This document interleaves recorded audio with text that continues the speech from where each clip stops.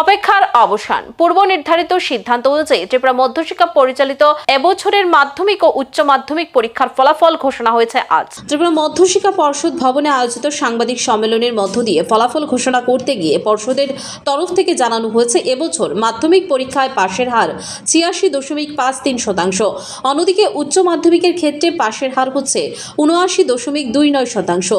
মাধ্যমিক পরীক্ষায় মোট পরীক্ষার্থী ছিল ২৯,৬৭০ জন পুরুষ এবং পরীক্ষার্থী ১৩,৮৬১ এবং মহিলা পরীক্ষার্থী ছিল ১৫,৮০৯ জন। একই রকমভাবে উচ্চ মাধ্যমিকে ২১,৫০৬ জন পরীক্ষার্থী ছিল, যার মধ্যে পুরুষ পরীক্ষার্থী ৯,৯২০ জন এবং মহিলা পরীক্ষার্থী ছিল ১১,৫৮৬ জন। সঠিক সময়ে ফলাফল ঘোষণা করতে পেরে আজকের সাংবাদিক সম্মেলন থেকে পর্ষদের তরফ থেকে সন্তুষ্টি প্রকাশ করা হয়েছে এবং সার্বিকভাবে এই প্রক্রিয়াকে সুসম্পন্ন করার ক্ষেত্রে সমস্ত অংশের প্রতি কৃতজ্ঞতা জ্ঞাপন করা হয়েছে। মাধ্যমিকের ফলাফলের বিশ্লেষিত রূপ হচ্ছে: A1 পেয়েছে 228 জন, A2 পেয়েছে ৮০৬ জন, B1 পেয়েছে ১,৬৯৬ জন এবং B2 প্রাপকের সংখ্যা ২,৯৪২ জন। এবছর মাধ্যমিক পরীক্ষায় মোট ৩৪৫টা স্কুল ১০০% পাশ করেছে এবং ১০০% ফেল করার কোনো খবর নেই। এখানে উল্লেখ করা প্রয়োজন, মোট ১,০১৯টা স্কুলের ছাত্রছাত্রীরা এবছর মাধ্যমিক পরীক্ষায় বসেছিল।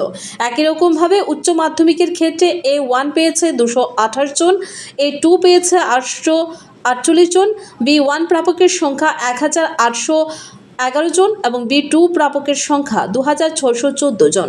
উচ্চ মাধ্যমিকে ১০০% পাশ করেছে ৩৯টা স্কুল এবং 3টি স্কুলের ছাত্রছাত্রীরা ১% ফেল করেছে।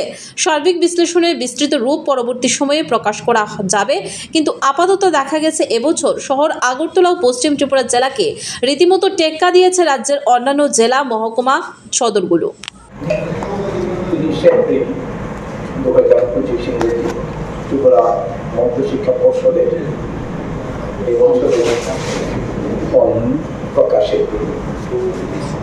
এই দিনেতে আপনারা যারা বিভিন্ন গণমাধ্যমের ইলেকট্রনিক মিডিয়া যারা এসছেন, আপনাদের সবাইকে আমাদের পর্ষদের দিক থেকে আন্তরিকভাবে স্বাগত জানাচ্ছি।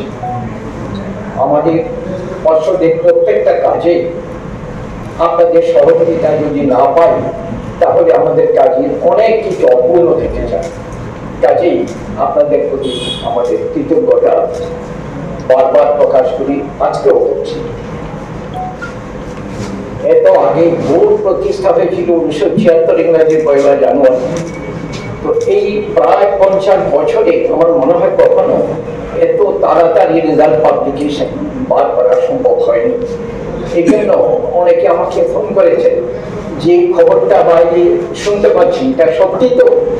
তো আমি উত্তর বলেছিলাম যে ঠিক আছে, ৩০ এপ্রিল ১২টার পরে আপনারা দেখবেন, শুনবেন। তো আমাদের এই কাজে বিভিন্ন সময়তে আমাদের শিক্ষা বিভাগের দায়িত্বপ্রাপ্ত সম্মানিত মন্ত্রী মহোদয় তথা মুখ্যমন্ত্রী বিভিন্ন সময়ে আমাদের প্রয়োজনীয় দিক থেকে উপদেশ দিয়ে, পরামর্শ দিয়ে উৎসাহিত করেছেন।